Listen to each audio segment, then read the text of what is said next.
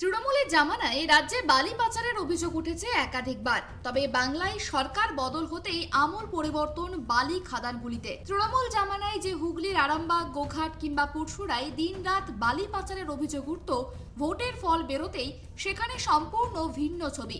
নদী থেকে বেআইনি বালি উত্তোলন এখন কার্যত স্তব্ধ। খা খা করছে এক সময়ের ব্যস্ত বালি খাদানগুলি। এই সুযোগে অসাধু ব্যবসায়ীরা যাতে বালির কৃত্রিম সংকট তৈরি করে অতিরিক্ত দাম না নিতে পারে, সেদিকেও কড়া নজর মুখ্যমন্ত্রীর। বৃহস্পতিবার দুর্গাপুরের প্রশাসনিক বৈঠক থেকে সেই কড়া বার্তা দেন মুখ্যমন্ত্রী। এমনকি কালোবাজারি রুখতে সরকারিভাবে বালির দাম বেঁধে দেওয়ার কথাও জানিয়েছেন শুভেন্দু অধিকারী। এটা সব জায়গায় আছে, পশ্চিম বর্ধমান, পূর্ব বর্ধমানে বালিতে তো ভয়ঙ্কর। সাথে সাথে এটাও আমরা বলে দিয়েছি, প্রয়োজন হলে বালির রেট বেঁধে দিন, যাতে এই অবৈধ ঘাট বন্ধের সুযোগ নিয়ে সোনামুখীতে 8,000-এর বালি 16,000 বলছে, যাতে সাধারণ গরিব মানুষের কাছে বিজেপি সরকারের ভাবমূর্তি খারাপ হয়, এই চক্রও কাজ করছে।